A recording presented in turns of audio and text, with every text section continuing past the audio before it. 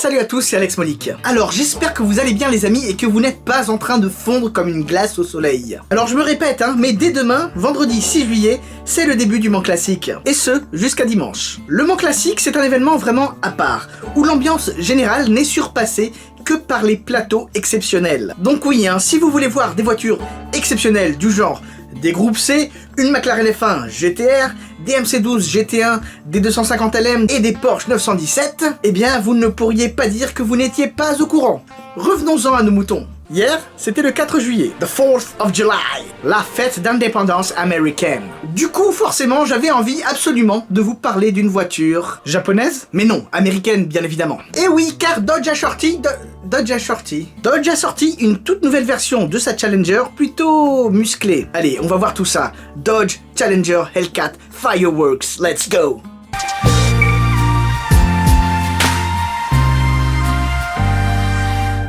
Un tout nouveau modèle vient d'enrichir la gamme Challenger de Dodge. Il s'agit de la Dodge Challenger SRT Hellcat Red Eye. Red Eye, œil rouge. Alors oui, le nom entier est à coucher dehors et je vous parie 15 € que tout le monde dira la Challenger Hellcat Red Eye ou tout simplement la Red Eye. Mais avant de parler du modèle, parlons un petit peu d'histoire. La Challenger est une muscle car du constructeur américain Dodge. D'ailleurs, pour la petite anecdote, Dodge a été fondé en 1914 puis racheté par Chrysler en 1928. Donc de nos jours, on peut dire que Dodge est sous le giron du conglomérat italien FCA, Fiat Chrysler Automobile. On peut dire que c'est une américaine avec du sang italien, si l'on veut. La Dodge Challenger avait connu 3 générations depuis 1960, mais s'était arrêtée en 1984. Cependant, seule la 4e génération de la Dodge Challenger m'intéresse vraiment. Et oui, car la 4e génération de la Challenger a été lancée en 2008 et marque la renaissance du modèle,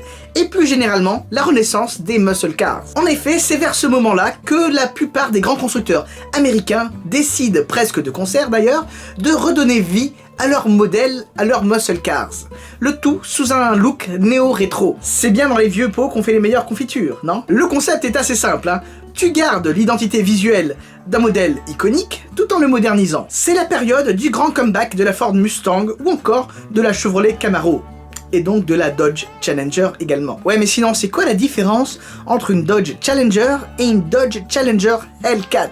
Alors, je suis pas du tout un connaisseur, loin de là. Mais en gros, une Hellcat, c'est la déclinaison sportive d'une Challenger basique. Un peu comme AMG chez Mercedes, si on veut. Hellcat, ça veut dire le chat de l'enfer. Le nec plus ultra chez les Challenger SRT Hellcat, c'est d'ailleurs sa version démoniaque, la SRT Demon. D'ailleurs, je trouve que la voiture porte très bien son nom, vu qu'elle a été spécialement conçue pour laisser des traînées de feu derrière elle lors des départs arrêtés. Vous savez, c'est la pratique du drag race, du drag strip, une pratique donc couramment pratiquée et appréciée chez nos amis outre-Atlantique. La Hellcat Demon possède un V8 de 6,2 litres émis suralimenté qui te développe 840 chevaux pour 1044 Nm de couple. Avec un moteur pareil, la Hellcat te mange le 0 à 100 en 2,5 secondes, avec des accélérations de 1,8 G. Donc oui, autant vous dire que c'est très violent,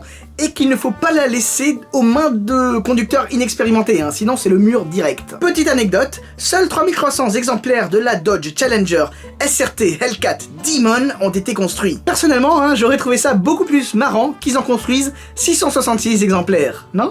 Ah, bon quoi qu'il en soit, la démon, c'est terminé, c'est finito, Dodge n'a pas reconduit le modèle. Mais du coup, comment ils font tous ceux qui voulaient une Demon et qui n'ont pas pu mettre la main dessus? Ah, bah voilà, on y vient.